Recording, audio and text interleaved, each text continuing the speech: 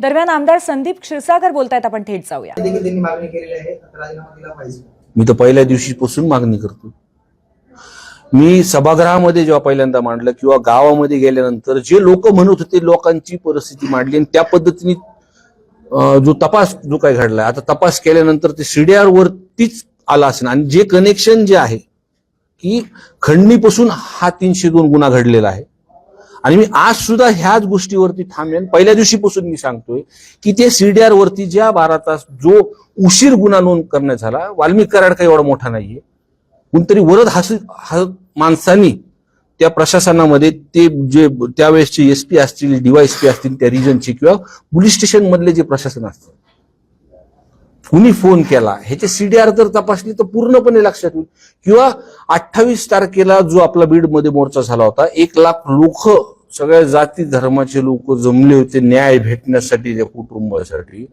मला ही माहिती भेटली होती की त्या कालावधीमध्ये एका मोठ्या हॉस्पिटलमध्ये वाल्मिक कराड तिथं म्हणजे ट्रीटमेंट घेत होते, म्हणजे फक्त आराम करत होते आणि वरतून टीव्ही वरतून हा सगळा विषय ते बघत होते. मग त्या कालावधीमध्ये कोण त्यांना भेटलं किंवा कोणत्या माणसांनी त्यांना ऍडमिट केलं, कोण भेटून गेलं, इतके दिवस त्यांना काय संरक्षण दिलं त्या प्रकरणामध्ये, हा तपास कोणत्या दिशेने चालू. मी वारंवार हा विषय बोलतोय. मी एकीकडे म्हणतोय ना की काही लोक अटक झाले, पण दुसरीकडं म्हणजे जे आता ते त्या संदर्भातलं आमदार म्हणून मी पत्र दिलेलं आहे की या हॉस्पिटल किंवा पुण्यामध्ये अजून काही हॉस्पिटल असतील, कुठं ऍडमिट ते होते, कुणी केलं होतं, कोण भेटायला आलं होतं, आणि त्या कालावधीमध्ये जी ही घटना घडली त्याच्यावरती जे सीडीआर रिपोर्ट तपासून ज्यांनी कुणी वरतून दबाव टाकलेला अधिकाऱ्यांनी हे सीडीआर तपासले तर समोर समोर लक्षात येईल.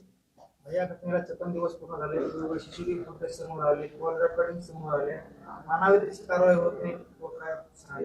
हे बघा, ह्याच्या मागचं कारणच आहे की धनंजय मुंडे साहेबांनीच बोलताना सांगितलं की वाल्मिक कराड हे माझे निकटवर्ती, हे त्यांनी सांगितलंय. एक मंत्री म्हणून निश्चितपणे त्यांना संरक्षण भेटत आहे हे आपल्याला दिसून होतं. ज्या पद्धतीने वाल्मिक कराड हे सरेंडर झाले, तुम्ही अटक झाल्यानंतर तपासामध्ये त्यांच्या हातातले गोरे गमजे हे पोलिसांनी का काढले नाहीत, हे तुमच्या मीडियाच्या समोर सुद्धा हा विषय आलेला आहे.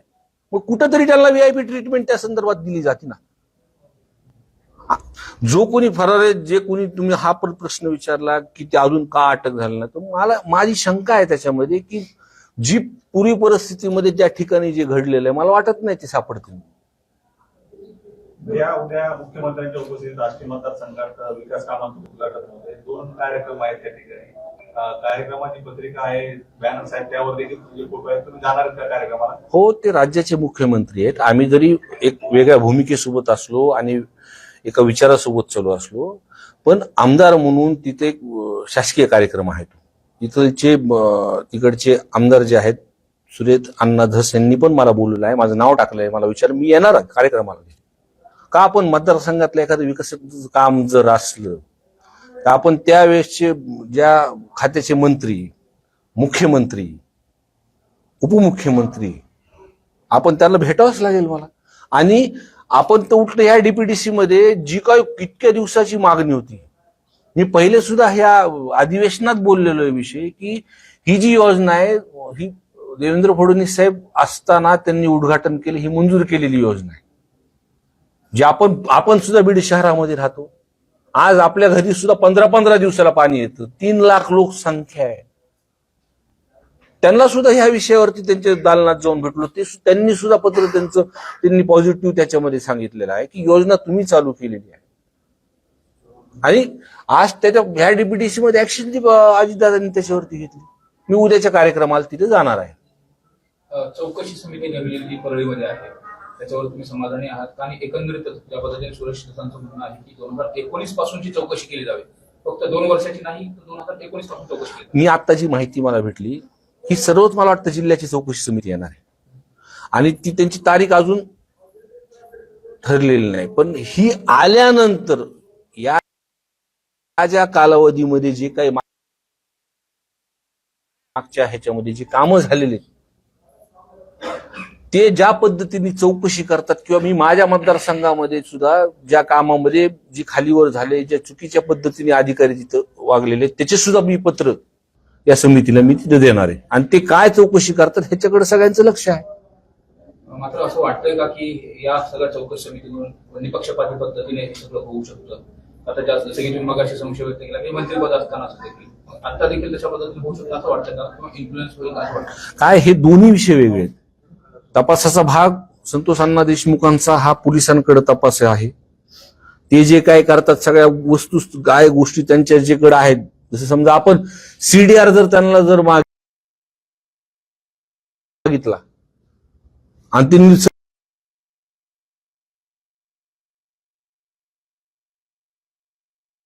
सगळ्या लोकांना जर दाखवला आता हे त्यांना दाखवता येतो नाही येत हे मला माहित नाही, पण त्यांच्याकडे आहे ते.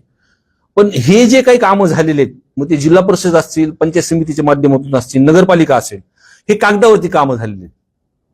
ह्या चौकशीमध्ये जे कागदावरती ज्या गोष्टी येणार आहेत आणि ती चौकशी समिती ही अजितदादांनी लावलेली आहे. त्याच्यामुळे मला असं वाटतं तिथं काहीच खालीवर करता येणार नाही आणि येणाऱ्या काळामध्ये जे काही पैसे मंजूर आपल्या जिल्ह्याला किंवा बीड मतदारसंघाला होतील प्रामाणिकपणे काम होतील असं मला वाटतं. म्हणजे आपण जर बघितलं तर निवडणुकीपूर्वी जी महायुती अखंड होती, नाराजी नव्हती, त्यामध्ये आता कुठेतरी नाराजी दिसत आहे. एकनाथ शिंदे नाराज असल्याचं बोललं जातं. आजच्या बैठकीला देखील ते व्हीसी द्वारे उपस्थित राहणार होते. दुसरीकडे रायगडच्या पालकमंत्री पदावरून गोगावले असतील आणि तटकरे असतील यांच्यामध्ये वाद सुरू आहे. तिसरीकडे आमदार सुरेश धस हे धनंजय मुंडेवर बीडमध्ये आरोप करतात, पंकजा मुंडेवर आरोप करतात. महायुतीमध्ये कुठेतरी बेबनाव दिसतं. तुम्ही हा प्रश्न हा महाराष्ट्राच्या ह्याच्यावरती मी लई लहान माणूस आहे राव. हा मी लहान माणूस आहे, मी आपल्या मतदारसंघापुरतं आमदार आहेत तुम्ही आणि हो मी तुम्हाला तेच सांगतो. या संदर्भात मी लई लहान माणूस आहे. मी मतदारसंघापुरतच मी आतापर्यंत जे काही विषय का जिल्ह्यापुरतं जो विषय मी तिथं बोलतो, मला असं वाटतं आमचे नेते असतील पक्षाचे, आमचे जे प्रमुख असतील त्या या संदर्भातले उत्तर आपण देतील. देशमुख हत्या प्रकरणाला 56 दिवस होत आहेत. अशामध्ये कृष्णा आंधळे अजूनही फरार आहे. काही तर्कवितर्क लावले जातात. पुरावे नष्ट करण्याची देखील भीती धनंजय देशमुख यांनी उपस्थित केलेली आहे. तुम्ही या सगळ्या संपूर्ण प्रकरणामध्ये काय मागणी करणार आहात याच्यानंतर? मी पहिल्यापासून हीच मागणी करतोय की त्यांना संरक्षण भेटतंय. हे फक्त धनंजय मुंडे साहेबामुळे मंत्री असल्यामुळे त्यांना संरक्षण भेटते. त्याचे कारण दाखवले सरेंडर पासून 28 तारखेला ते कोणत्या एक मोठ्या हॉस्पिटलमध्ये पुण्याला ऍडमिट होते. त्यांना तिथं कोण भेटायला आलं, कुणी ऍडमिट केलं, या संदर्भातल्या चौकशी आता मला वाटतं पोलीस प्रशासनाने लोकांसमोर पुढे आणल्या पाहिजे. ते काय तपासाचा भाग म्हणून त्याला अटक केलं म्हणून तो कुठून कोणत्या रूटनी कुठं होते हे पुढं का आणत नाही, ह्याच्या मागचे कारण काय? त्या कालावधीमध्ये त्यांना जे काही लोक भेटलेत, ज्यांनी ऍडमिट केलंय किंवा ज्या केस गुन्हा नोंद होताना जे काही 12 तास उशीर झाला, एवढी मोठी घटना होत झाल्यानंतर काय कारण होतं? कुणीतरी वरतून फोन केले ना हे आणि फोन रेकॉर्ड हे जात नसतात. ह्याचा तपास केला तर सगळ्या गोष्टी तुमच्या समोर येतील. आंधळे अजूनही मिळत नाही, त्याबाबत तुम्ही काय सांगाल? मी आता बोललो मी की जे काही तिकडचं जो काही गणित आहे तर मला वाटतं माझ्या मनात शंका आहे की ते मला असं वाटतं ते सापडणार नाही. भैया शेवटचा प्रश्न, बीड जिल्ह्यातील कायदा सुरक्षेच्या संदर्भात आता ज्या पद्धतीने पावलं उचलली जात आहेत, बऱ्यापैकी पोलीस अधीक्षकांनी ज्या कारवाया केल्या त्याच्यावर तुम्ही समाधानी आहात का? एकंदरीत सगळं जे चित्र होतं आतापर्यंत आता बदलतंय असं वाटतंय? नाही, काही ठिकाणी बदल होतो ते मान्य करावं लागेल. आता त्या रेतीच्या संदर्भातला सुद्धा जे गाड्या जे आपण त्यांनी पकडल्या आहेत, पण मला जी माहिती भेटते की अजून त्याच्यामध्ये गाड्या आहेत. मी त्याचे सीसीटीव्ही फुटेज आणि ते मागवलेत. 40 गाड्यावरती काहीतरी गुन्हे नोंद झालेत ना. तेव्हा मला वाटतं 100च्या वर ते काहीतरी गाड्या आहेत, 150च्या आसपास गाड्या आहेत. ते कुणाला तरी तिथं कुणाच तरी एखाद्या कुणाशी निगडीत आहे मोठ्या माणसातून त्यांना संरक्षण तिथं भेटतंय. म्हणून ते सुद्धा बघून म्हणजे प्रशासन ठीक आहे कारवाई केली, पण सगळ्यांवरतीच कारवाई व्हायला पाहिजे ही आमची मागणी आहे. काल परळीमध्ये काही व्यापारी पोलीस अधीक्षक अजून एक त्याच्यामध्ये एक गोष्ट आहे, हे फक्त बीड टोलचे तुम्ही घेतलेत. परळी चा विषय जो रेती संदर्भातला आहे तो विषय मला काय कारवाई केली मला माहित नाही, पण ती कुठं निदर्शनात मला आला नाही. परळीमध्ये पोलीस स्टेशनच्या समोर काही व्यापाऱ्यांनी काल ठिय्या केला होता. एका व्यापाऱ्याला त्याच्या जमिनीवरती अतिक्रमण करून त्याला जीव मारण्याची धमकी दिली होती. काल त्यांनी ठिय्या केला. अद्याप त्या प्रकरणात गुन्हा वगैरे दाखल करण्याची प्रक्रिया सुरू आहे. त्याचबरोबर परळीमधील व्यापारी असलेले महादेव मुंडे यांची देखील 15 महिन्यापूर्वी हत्या झाली होती. मात्र त्यातील आरोपी अद्याप अटक नाही. त्या दोन्ही घटनांकडे कसं पाहताय आणि थांबलं कसं पाहताय? हे बघा, मूळ काय तिथली परिस्थिती जे काही लोक सर्वसामान्य लोक मांडतात, इतके दिवस हे लोक बोलत नव्हते भीतीपोटी. आता सगळेजण बोलतात त्या विषयावरतून, म्हणून सर्वसामान्य लोकांना जिथं कुठं अडचण झाली ते विषय लोकांसमोर होते.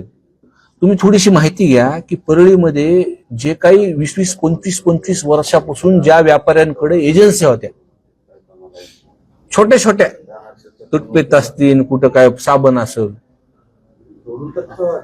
ते 25-30 वर्षापासून कशा पद्धतीने त्यांच्याकडून काढून घेतल्या हेच तुम्ही माहिती घ्या, तुमच्या लक्षात येईल सगळं. भगवान गडांनी धनंजय मुंडे यांची पाठिंबा केली होती, त्यांचं समर्थन केलं होतं. तुम्ही कसं पाहता? नाही, ते महंत आहेत, मला त्यांच्यावरती बोलणं हे नाहीये.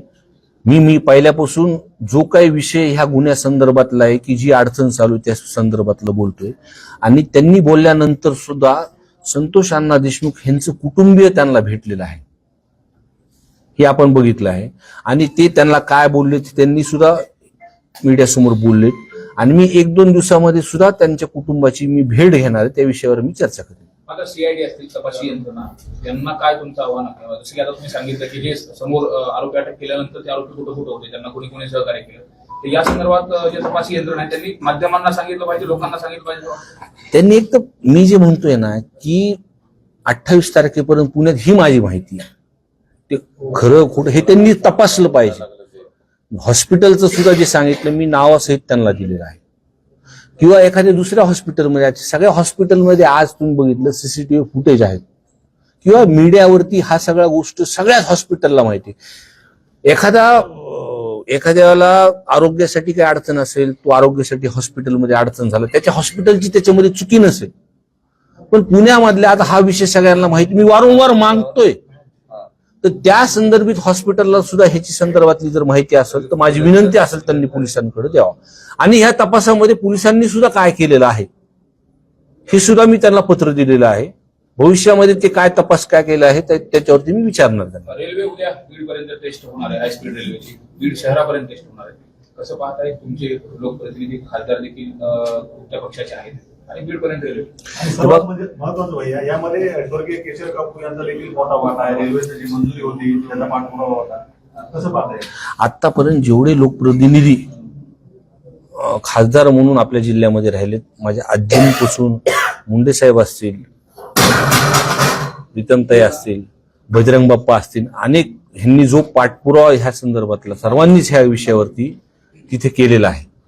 आणि आनंदाची गोष्ट आहे, त्या मी मागच्या डीपीडीसी मध्ये म्हणलं की आता समजा आपण हे 2 नंबरचे धंदे आपण बंद केलेत, म्हणून मी पहिल्या दिवशी अजितदादांना हा प्रस्ताव दिला एमआयडीसी, दोन्ही कनेक्टिव्हिटी आपल्याकडे चांगल्या पद्धतीने आल्या.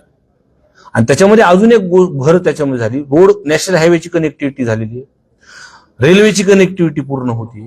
रेल्वेची अजून एक कनेक्टिव्हिटी जो दुसरा भाग औरंगाबादला जो आहे तो एक मला वाटतं 180 किलोमीटर जोडायचा राहिला, त्या संदर्भातलं सुद्धा डीपीडीसी मध्ये चर्चा झाली. ती बैठक तिथं त्या संदर्भातलं दादांनी तिथं लावायला सांगितली. अजून त्याच्यामध्ये भर एअरपोर्टचा विषय त्यांनी काढला, एअरपोर्टच्या विषयामध्ये.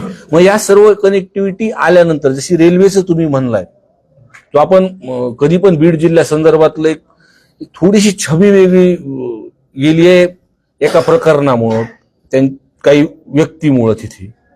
आता येणाऱ्या काळामध्ये जर ह्या गोष्टीकडं एमआयडीसी रोजगार देण्याच्या संदर्भात जर बोललं, मी काही कंपनीजला सुद्धा बोलणं माझं चालू केले, तर ह्याच्यामध्ये विकासाच्या संदर्भात मतदारसंघात नाही तर जिल्ह्यामध्ये ह्याची भर भेटेल आणि मला आनंद आहे. एबीपी माझा, उघडा डोळे बघा नीट.